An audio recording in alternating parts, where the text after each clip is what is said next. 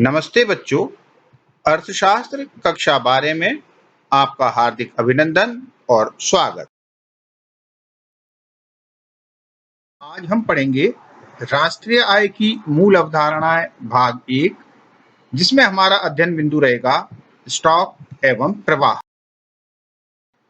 आज सभी देशों में पशुपालन, कृषि, उद्योग, व्यापार एवं अन्य वाणिज्यिक क्रियाएं जैसे परिवहन, संचार, बैंकिंग, भंडारण इत्यादि की जाती है।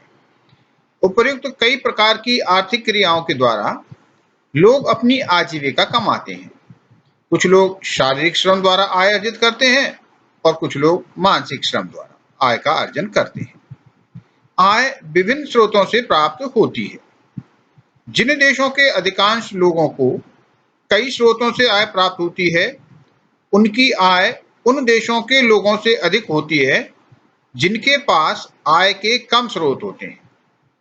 कम आय वाले देश निर्धन तथा अधिक आय वाले देश धनी कहलाते हैं।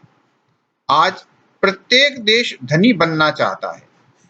बोलचाल की भाषा में एक देश की आय को राष्ट्रीय आय कहते हैं। राष्ट्रीय आय की सहायता से एक देश की आर्थिक उपलब्धियों की जानकारी मिलती है।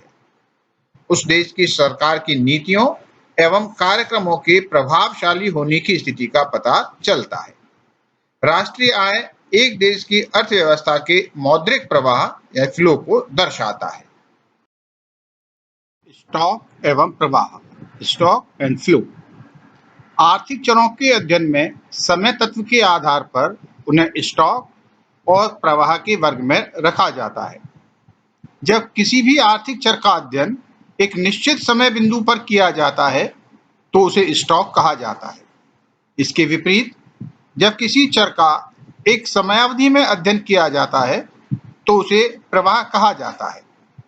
शेपिरो के अनुसार एक स्टॉक समय के एक निर्दिष्ट बिंदु में मात्रा है और प्रवाह वह मात्रा है जो कि केवल समय के एक निर्दिष्ट काल में मापी जा सकती है।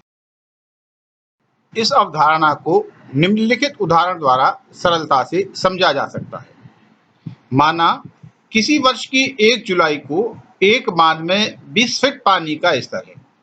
बरसात के कारण 3 महीनों में यह बढ़कर 40 फीट हो जाता है। पूरे वर्ष भर में पीने, खेती व उद्योग धंधों में पानी की खपत होने के कारण अगले वर्ष के 30 जून को पानी का स्तर 25 फीट रह जाता है। इस उदाहरण की 3 बातें महत्वपूर्ण हैं। पहली, 1 जुलाई को शुरुआत में पानी का स्तर 20 फीट है। दूसरा, वर्ष में यानी 3 माह में पानी की आवक 20 फीट हुई व वर्ष में जावक 15 फीट हुई। तीसरा, वर्ष के आखिरी दिन 30 जून को पानी का स्तर 25 फीट रह जाता है। ऊपर बताई गई 3 बातों में 1 जुलाई व 30 जून को पानी का स्तर भंडार अर्थात स्टॉक क्रमशः 20 फीट व 25 फीट होता है। 1 जुलाई व 30 जून के समय बिंदु पॉइंट ऑफ टाइम है। इसी तरह 1 जुलाई व 30 जून के 2 समय के बिंदुओं के बीच की समय की अवधि period between 2 point of time में पानी की आवक अंदर की ओर प्रवाह 20 फीट हुई व जावक बाहर की ओर प्रवाह 15 फीट हुई।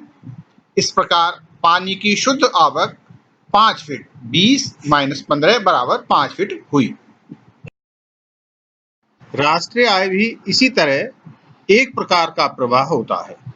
यह प्रवाह एक वर्ष की अवधि भारत में किसी वर्ष के 1 अप्रैल से अगले वर्ष के 31 मार्च के 2 समय बिंदुओं के बीच की अवधि होती है से संबंध रखता है। इसी तरह समय के एक निर्दिष्ट बिंदु पर संपत्तियों का स्तर स्टॉक, भंडार या स्कंध कहा जाता है। राष्ट्रीय आय का इस प्रकार का प्रवाह उत्पादक आर्थिक क्रियाओं से उत्पन्न होता है। एक देश के लोग राष्ट्रीय आय का प्रवाह उत्पादक आर्थिक क्रियाओं से वहां के समस्त संसाधनों के उपयोग द्वारा अर्जित करते हैं।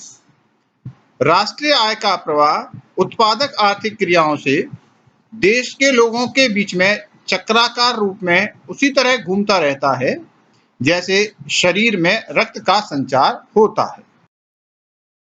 धन्यवाद। यदि आपको ये वीडियो पसंद आई तो इसे लाइक करें, शेयर करें और मेरे चैनल को सब्सक्राइब करें।